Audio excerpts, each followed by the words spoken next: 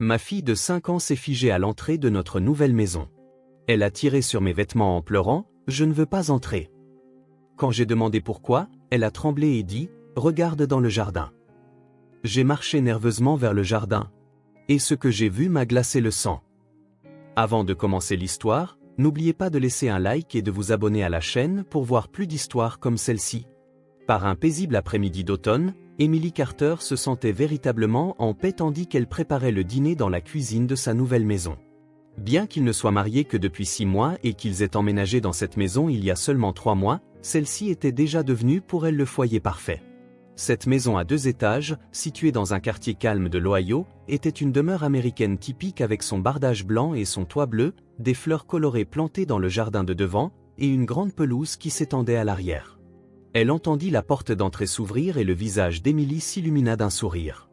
La voix claire de sa fille de 5 ans, Sophia, et le rire chaleureux de son mari, David, résonnèrent dans le couloir. « Maman, j'ai emprunté de nouveaux livres à la bibliothèque aujourd'hui. » Sophia arriva en courant dans la cuisine, ses petits bras chargés de livres d'images.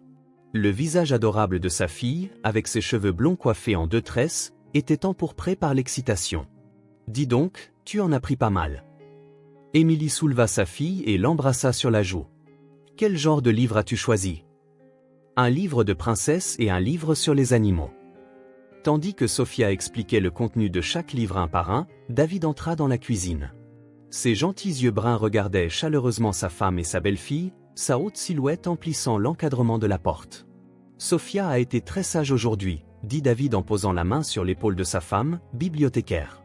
Elle est restée silencieuse à la bibliothèque, et sur le chemin du retour, chez le glacier, elle a dit « Merci, papa ». Le cœur d'Emily se remplit d'une joie chaleureuse. Quand David avait suggéré que Sophia l'appelle papa, elle avait d'abord hésité. Sophia n'avait qu'un seul vrai père, et elle craignait que cela ne la perturbe. Cependant, en voyant l'approche aimante de David et en observant Sophia l'accepter naturellement comme une figure paternelle, Emily fut profondément émue. Son mariage avec son ex-mari, Brian, avait été une source de douleur continue pour Emily. Il ramenait le stress du travail à la maison et devenait souvent colérique avec Emily et la jeune Sophia. La procédure de divorce s'éternisa et se transforma en une bataille acharnée pour la garde de Sophia. Bien qu'Emily ait finalement obtenu la garde, elle était épuisée physiquement et mentalement. C'est à cette époque qu'elle rencontra David à la bibliothèque. David travaillait comme chef de chantier pour une entreprise de construction locale et utilisait parfois la bibliothèque pour son travail. Au début, leur conversation était purement professionnelle, mais peu à peu, ils commencèrent à parler de sujets personnels, et elle se sentit attirée par sa gentillesse naturelle envers Sophia. David n'avait pas d'enfant et elle avait entendu dire que ses relations précédentes n'avaient pas duré. Mais quand il interagissait avec Sophia, il était comme un vrai père. « J'ai faim, » dit Sophia, assise sur les genoux de David. « Qu'est-ce qu'on mange ce soir ? » « Tes macaronis au fromage préférés, » répondit Emily. Et Sophia poussa un cri de joie. « Ouais, papa, aujourd'hui à l'école ?» Sophia commença à raconter sa journée à David. Il l'écoutait avec attention, posant des questions pertinentes et hochant la tête au fil des récits de sa fille. Chaque fois qu'Emily assistait à cette scène, son cœur se réchauffait. C'était exactement l'image de la famille à laquelle elle avait aspiré pendant toutes ces années. À l'heure du dîner, ils se réunirent tous les 3 autour de la table, regardant David couper les macaronis en petits morceaux, exactement comme Sophia les aimait. Emily était une fois de plus reconnaissante pour l'attention prévenante de son mari. Il était parfait en tant que beau-père. Il conduisait toujours Sophia à l'école le matin et prenait le temps d'assister aux événements scolaires malgré son emploi du temps chargé. Les mères des amis de Sophia lui disaient souvent avec envie « Vous avez un mari formidable ». « Et si on allait au zoo samedi prochain ?» suggéra David. « Si on va voir les animaux qui apparaissent dans les livres que Sophia a empruntés, les livres deviendront encore plus amusants. » « Vraiment ?» Les yeux de Sophia pétillèrent. « Je pourrais voir les lions aussi ?» « Bien sûr. » « Mais de l'extérieur de la cage, » dit David en plaisantant, et Sophia éclata de rire. Emily se sentit vraiment heureuse en observant leur interaction. C'était l'atmosphère familiale chaleureuse et paisible qu'elle n'avait jamais connue dans son mariage avec son ex-mari. David ne criait jamais et ne faisait jamais de demandes déraisonnables. Il était toujours calme et compréhensif, à la fois comme mari et comme père. Après le dîner, pendant que Sophia prenait son bain, Emily et David s'assirent sur le canapé, profitant d'un moment de tranquillité ensemble. Blottie contre le bras de David, Émilie murmura « On est vraiment heureux, n'est-ce pas ? » « Avec toi ici et avec Sophia, je suis comblé, » répondit David, enfouissant son visage dans les cheveux de sa femme. « Vous deux, vous avez donné un sens à ma vie. » Émilie fut touchée par les paroles de son mari. Elle était convaincue que cette fois, elle avait vraiment construit la famille idéale. L'expérience amère avec son ex-mari appartenait désormais au passé, et l'avenir qu'elle allait partager avec David et Sophia était rempli d'espoir. Lorsque Sophia sortit de son bain en pyjama et qu'ils s'assirent tous les trois sur le canapé pour lire des livres d'images, ce fut le moment le plus heureux de la journée d'Émilie. Environ un mois après le début de leur nouvelle vie dans la maison, Émilie commença à remarquer de subtils changements chez Sophia. Au début, elle pensa que ce n'était qu'une période d'adaptation au nouvel environnement, mais le comportement de sa fille devenait de plus en plus préoccupant de jour en jour. Le matin, pendant les préparatifs, Sophia prenait son petit déjeuner à la table près de la fenêtre, comme d'habitude. Cependant, alors qu'elle avait l'habitude de regarder le paysage du jardin et de bavarder joyeusement, elle préférait depuis peu s'asseoir dos à la fenêtre. « Sophia, tourne-toi vers la fenêtre. C'est plus agréable de manger en regardant dehors, non ?» l'encouragea doucement Émilie, mais sa fille secoua la tête. « Non, je préfère comme ça. » Sophia resta obstinément dos à la fenêtre tout en continuant à déchirer ses pancakes en petits morceaux. Émilie était perplexe face à l'entêtement de sa fille. Pourquoi Sophia, qui aimait tant regarder les fleurs et les oiseaux dans le jardin de leur ancienne maison, refusait-elle de regarder le jardin arrière? Même l'après-midi, quand Sophia rentrait de l'école, son comportement était nettement différent. Par les chaudes journées d'automne, jouer dans le jardin faisait partie de sa routine quotidienne. Mais maintenant, elle préférait rester à l'intérieur. « Tu ne veux pas jouer dehors? Il fait beau et on pourrait arroser les fleurs, » suggérait Émilie, mais Sophia secouait la tête. « Je veux lire des livres dans ma chambre, » disait sa fille, serrant les livres d'images qu'elle avait empruntés à la bibliothèque et s'installant sur le canapé du salon. « Mais le jardin de notre nouvelle maison est si joli. Il est plus grand que celui de notre ancienne maison, et il y a tellement de fleurs plantées, n'est-ce pas? »« Je sais. Mais... » commença Sophia, puis s'arrêta. Ensuite, elle murmura d'une petite voix, « Il y a une odeur étrange. » Émilie fronça les sourcils. « Une odeur étrange? Quel genre d'odeur? Je ne sais pas, mais c'est une mauvaise odeur. » Sophia plissa le nez, affichant une expression comme si elle pouvait encore la sentir. Émilie sortit dans le jardin arrière et prit une profonde inspiration. L'odeur fraîche de l'herbe, le doux parfum des fleurs dans les parterres, l'odeur naturelle de la terre. Elle ne décela aucune odeur désagréable. Elle se dit que ce n'était qu'une sensibilité enfantine et n'y pensa plus. Ce soir-là, quand David rentra du travail, Émilie consulta son mari au sujet du comportement de Sophia. Dernièrement, Sophia ne veut plus aller dans le jardin. Elle dit qu'il y a une odeur étrange, mais je ne sens absolument rien. David sourit doucement. Les enfants ont l'odorat plus sensible que les adultes. C'est probablement juste une odeur de plante qui la dérange. Elle s'y habituera avec le temps. Je suppose. Mais elle aimait tellement jouer dehors. C'est un nouvel environnement, alors elle est sans doute sur ses gardes. Sophia est une fille intelligente, dès qu'elle se rendra compte que c'est sans danger, elle recommencera naturellement à jouer dehors. L'explication de David semblait logique et l'anxiété d'Émilie s'apaisa quelque peu. Le week-end, Émilie eut l'occasion de discuter avec quelques dames du quartier. Margaret Johnson, qui vivait à côté, était une femme aimable d'une 60aine d'années et l'une des résidentes de longue date du quartier. « Comment trouvez-vous la nouvelle maison? C'est une si jolie demeure. » Margaret s'approcha en souriant. « Oui, nous l'adorons. Nous avons eu beaucoup de chance de trouver une maison avec de si bonnes conditions, » répondit Émilie. « Oui, en effet. La famille qui y vivait avant était charmante aussi. Mais j'ai été surprise quand ils ont déménagé si soudainement. » L'intérêt d'Émilie fut piqué. « Soudainement? » Oui. Je crois que c'était au printemps dernier.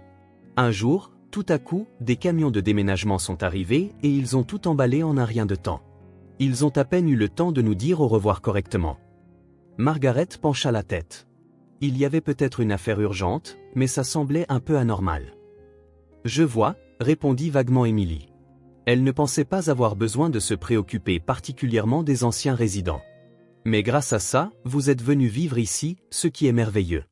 Surtout avec votre mari si gentil et votre adorable fille, le quartier est devenu beaucoup plus lumineux. Quand elle rentra chez elle, Sophia dessinait seule dans le salon.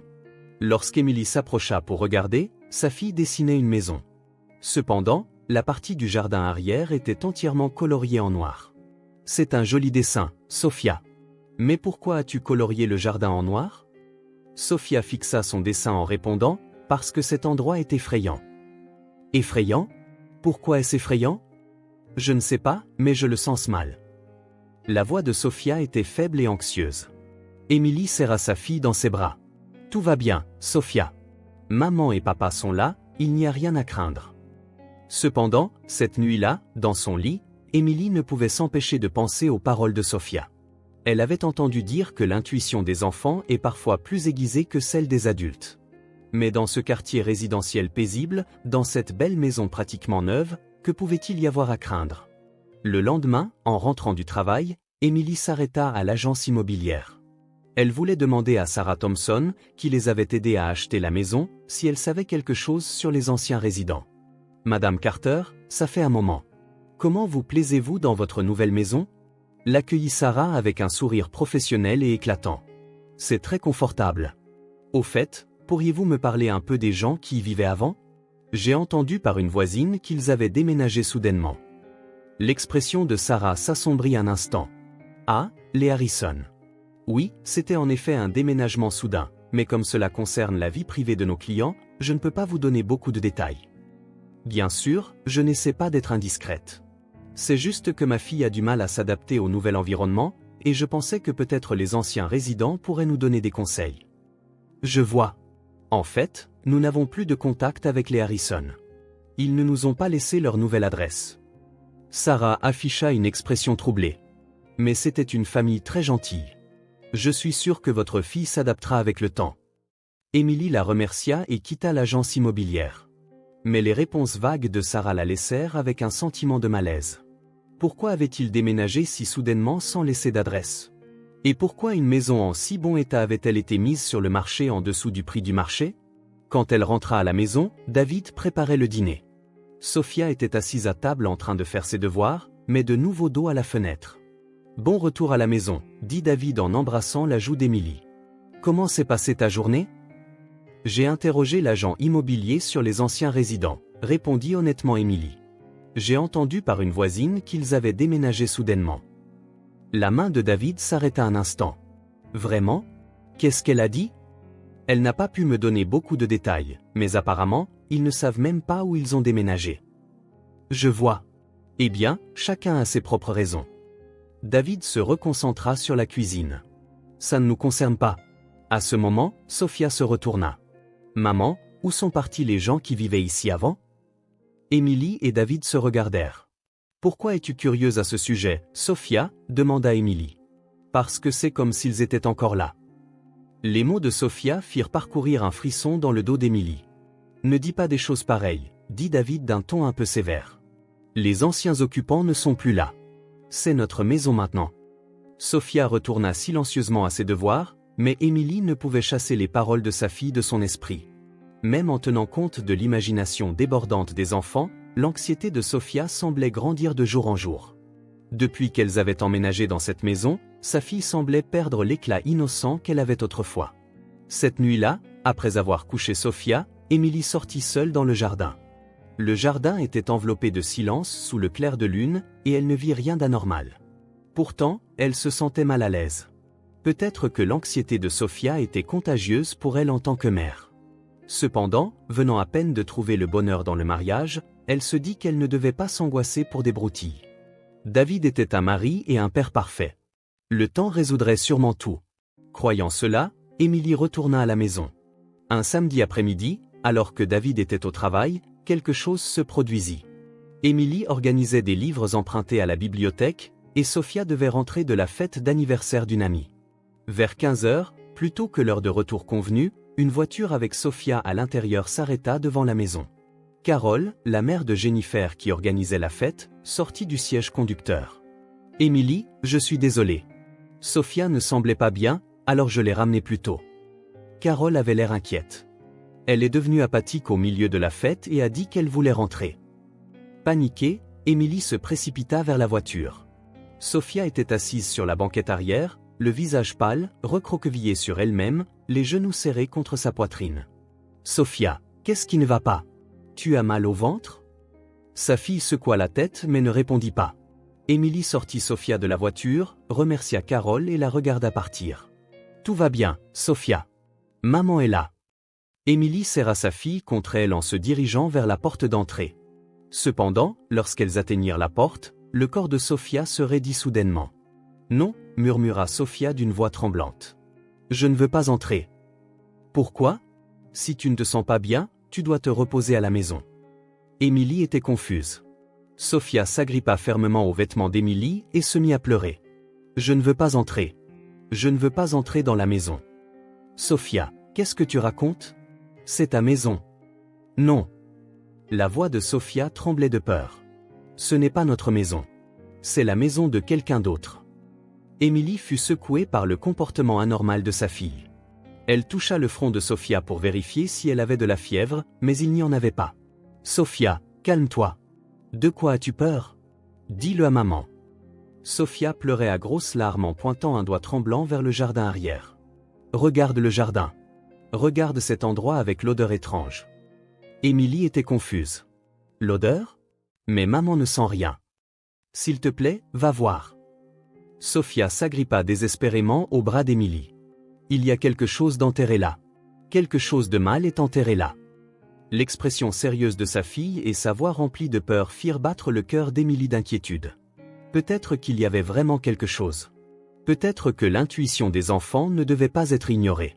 « D'accord, maman va aller voir, mais toi, reste ici et attends. » Émilie assit Sophia sur les marches de l'entrée et se dirigea craintivement vers le jardin. Quand elle ouvrit la porte du jardin, elle put en effet détecter une faible odeur désagréable. Elle ne l'avait pas remarqué auparavant, mais en y prêtant une attention particulière, il y avait bien une odeur déplaisante. En traversant la pelouse, l'odeur s'intensifiait vers le fond du jardin. Près de la cabane de jardinage, dans la zone sous un grand chêne, l'odeur était la plus forte. Émilie se couvrit le nez en examinant la zone de plus près. En regardant la surface du sol, il y avait clairement une zone surélevée par rapport aux autres endroits. La façon dont l'herbe poussait était également anormale, comme si la zone avait été récemment retournée.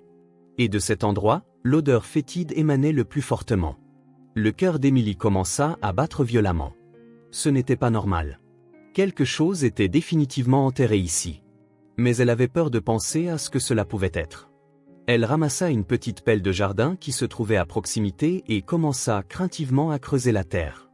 À environ 30 cm de la surface, la pelle heurta quelque chose de dur. Émilie retint son souffle et écarta la terre avec ses mains. Ce qui apparut était un os blanchi. Émilie faillit crier, mais retint désespérément sa voix. Avec des mains tremblantes, elle écarta davantage de terre, révélant ce qui était clairement une partie d'un crâne humain. Avec les os, elle trouva des lambeaux de tissu décomposé. Un tissu bleu qui ressemblait à des vêtements de femme. L'odeur de décomposition lui monta au nez, et Émilie se sentit nauséeuse. C'étaient sans aucun doute des restes humains. Et ils avaient été enterrés dans le jardin de cette maison. En proie à la panique, Émilie retourna en courant vers la porte d'entrée, les jambes tremblantes. Sophia était toujours assise sur les marches, regardant anxieusement sa mère. « Maman, qu'est-ce que tu as trouvé ?» Émilie serra sa fille dans ses bras. L'intuition de Sophia avait été correcte. Cet enfant avait instinctivement senti le danger. « Sophia, tu avais raison. Maman avait tort. » La voix d'Émilie tremblait. « Partons d'ici tout de suite. »« Mais papa va rentrer. » À ce moment, une terrible suspicion naquit dans l'esprit d'Émilie. Pourquoi David avait-il choisi cette maison? Pourquoi une maison en si bon état avait-elle été mise en vente si bon marché? Et pourquoi les anciens résidents avaient-ils soudainement disparu? Sophia, gardons ça secret pour papa. C'est juste un secret entre maman et toi pour l'instant. Émilie saisit les épaules de sa fille et la regarda sérieusement. Tu ne dois jamais le dire à personne, surtout pas à papa. Sophia parut confuse, mais sentit le sérieux de sa mère et hocha la tête. Émilie fit rapidement monter Sophia dans la voiture et se dirigea vers un café voisin. Elle pensait qu'elle serait en sécurité dans un lieu public. Tout en commandant un chocolat chaud au café, Émilie essayait désespérément de faire le point sur la situation. Des restes humains étaient enterrés dans le jardin. Les anciens résidents avaient soudainement disparu. La raison pour laquelle David avait choisi cette maison. Tout semblait lié, mais il était terrifiant d'y penser. Devait-elle d'abord contacter la police? Mais cela pourrait signifier soupçonner son mari. Peut-être que David ne savait rien non plus. Mais pour la sécurité de Sophia, elle devait agir avec prudence. « Maman, qu'est-ce qui va nous arriver ?» demanda Sophia d'une petite voix. « Tout va bien. Maman va te protéger. » Émilie serra la main de sa fille. Mais à l'intérieur, sa tête était remplie de peur et de confusion. Son téléphone portable sonna. C'était David. Émilie répondit avec des mains tremblantes. « Émilie, où es-tu ? » « Je suis rentrée et il n'y avait personne, je me suis inquiétée. » Sophia ne se sentait pas bien, alors nous nous reposons dans un café. Émilie essaya de paraître calme. « Je vois. Est-ce que je dois venir vous chercher ? » « C'est bon. Nous serons bientôt à la maison. »« D'accord. Conduis prudemment. » Après avoir raccroché, Émilie soupira profondément. La voix de David était aussi douce que d'habitude, mais cela la rendait encore plus effrayante. S'il était impliqué, elle et sa fille étaient en danger. Le soir approchant, elle ne pouvait pas rester indéfiniment au café. Émilie rentra à la maison avec Sophia, le cœur lourd. David les accueillit à la porte d'entrée. « Bon retour à la maison, Sophia. Comment te sens-tu ? » « Je vais mieux maintenant, » répondit Sophia d'une petite voix. « Tant mieux. J'étais inquiet. » David caressa la tête de Sophia, mais sa fille se recula. Cette nuit-là, Émilie ne put dormir. En regardant David dormir paisiblement à côté d'elle, elle se demandait si cet homme était vraiment la personne qu'elle croyait connaître. Le lendemain matin, après le départ de David pour le travail, Émilie prit sa décision et appela la police. Il n'y avait plus de retour en arrière possible. Pour la sécurité de Sophia et pour connaître la vérité, elle devait être courageuse et agir. La police arriva plus tôt que prévu. 1 heure après l'appel téléphonique d'Émilie, des voitures de patrouille noire et des véhicules de la police scientifique apparurent silencieusement dans le quartier résidentiel paisible.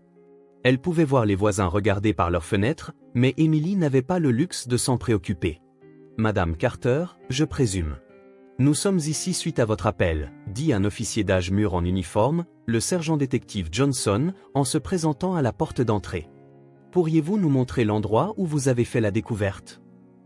Émilie conduisit les officiers au jardin, les jambes tremblantes.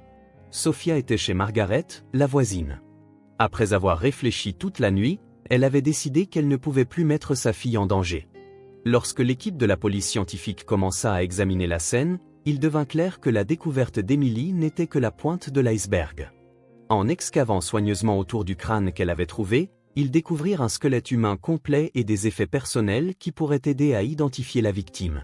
« Madame, c'est une affaire sérieuse, » dit le sergent-détective Johnson à Émilie. « D'après l'état des restes, nous estimons qu'ils ont été enterrés il y a 1 à 2 ans.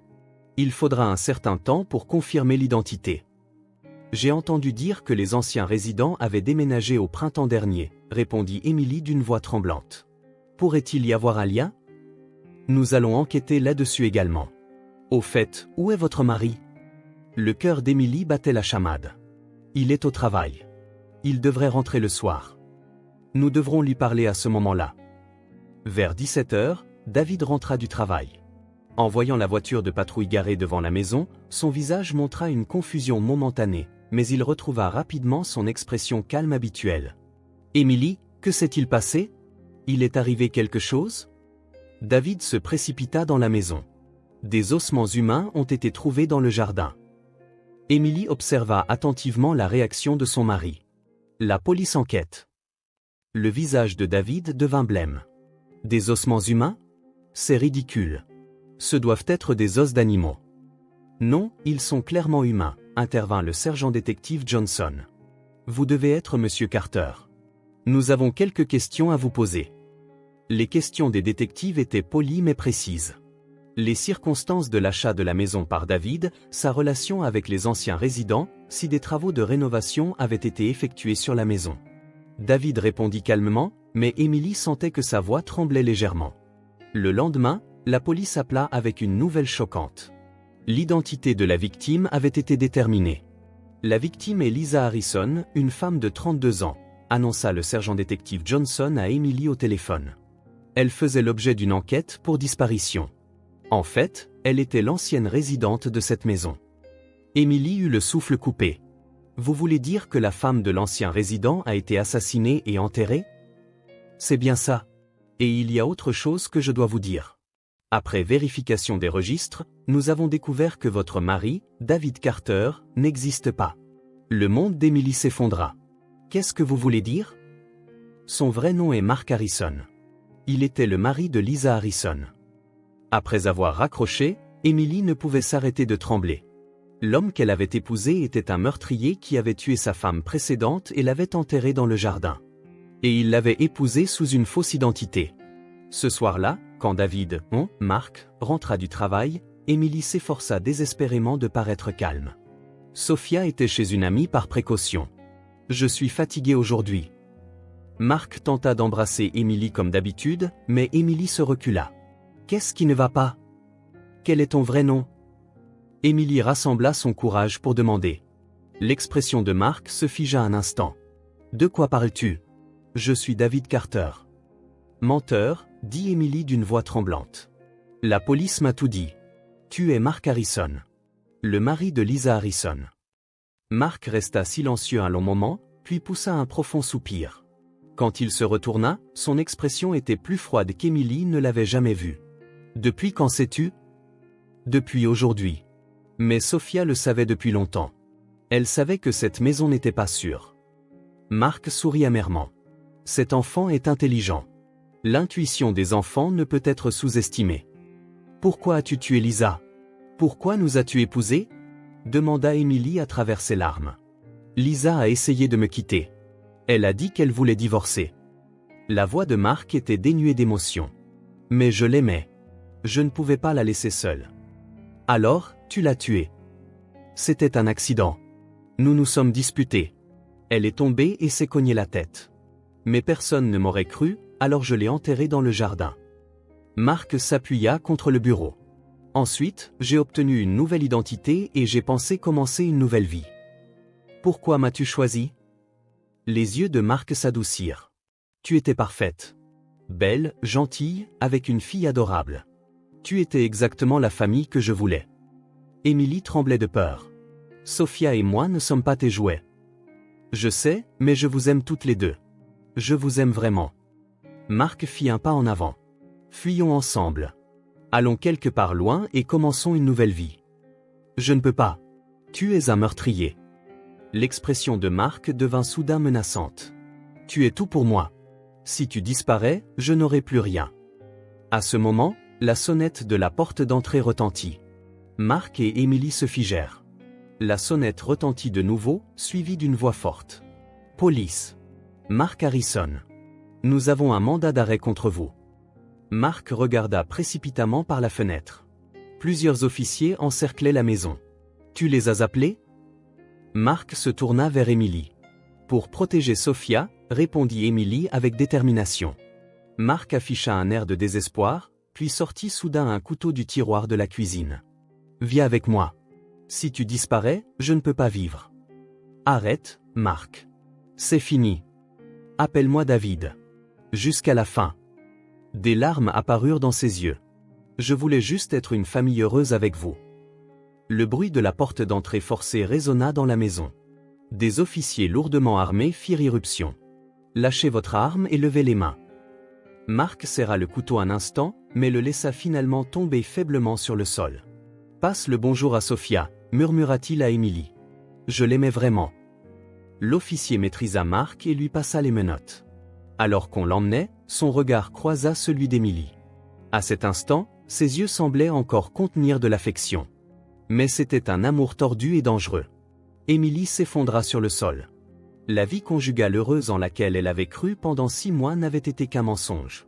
Mais en même temps, elle ressentit un soulagement. Sophia et elle étaient maintenant en sécurité. Quelques heures plus tard, Sophia revint de chez son amie. Dans les bras de sa mère, sa fille demanda d'une petite voix. « Papa ne rentrera plus à la maison, n'est-ce pas ?» « Non, il ne rentrera plus, » répondit Emily en serrant sa fille contre elle. « Mais ce n'est pas grave.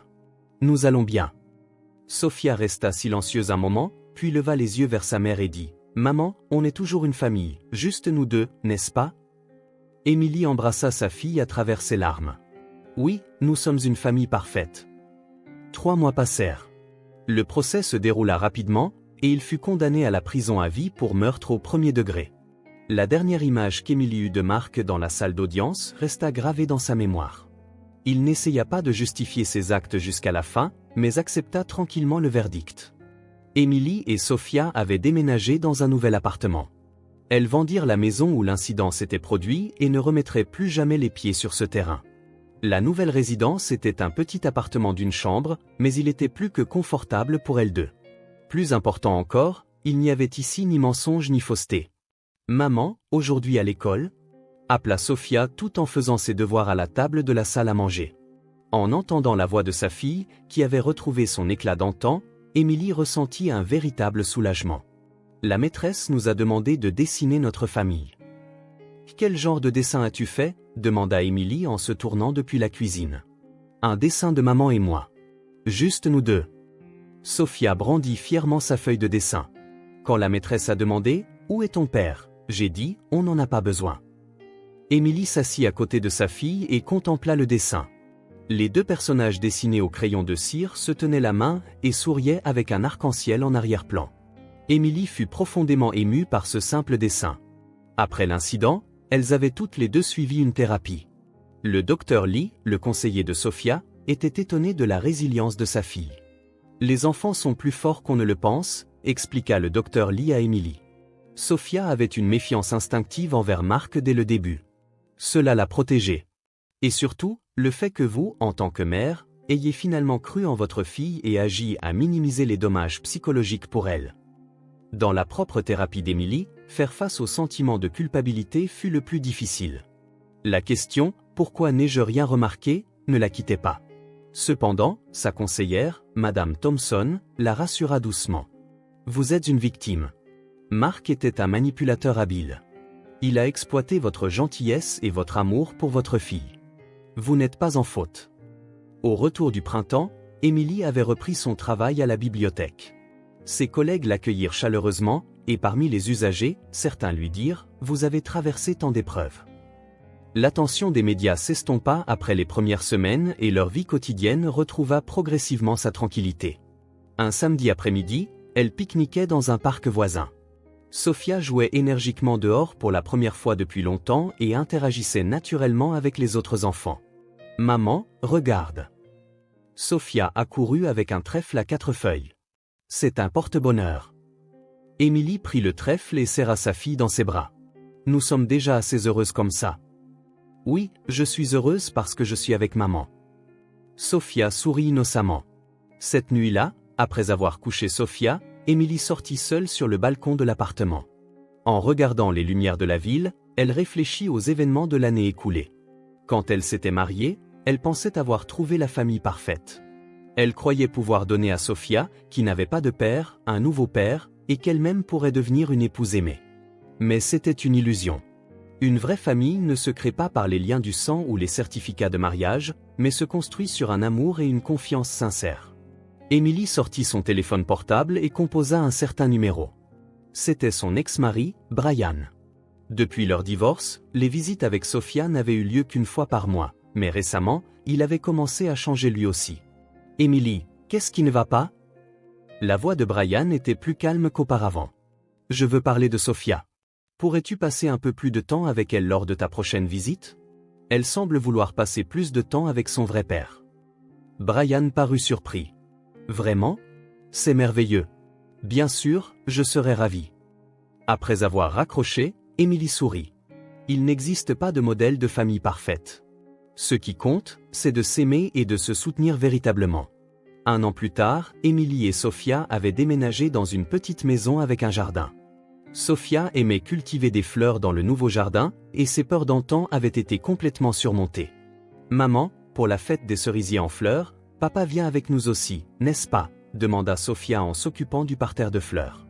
Sa relation avec Brian s'était également améliorée, et ils se voyaient maintenant plusieurs fois par mois. « Oui, préparons le déjeuner tous ensemble. » Émilie se retourna et regarda leur petit jardin. Il n'y avait ici ni mensonge ni fausseté. Il n'y avait que l'amour pur entre une mère et sa fille et le lien qui guérissait lentement avec son père. Chacun a une définition différente de la famille parfaite. Mais pour Émilie, La famille parfaite signifiait une relation où ils pouvaient se faire confiance, se soutenir, par-dessus tout, être honnêtes les uns avec les autres. Elle avait appris que ce sont les liens du cœur, plutôt que les liens du sang ou les relations légales, qui créent une vraie famille.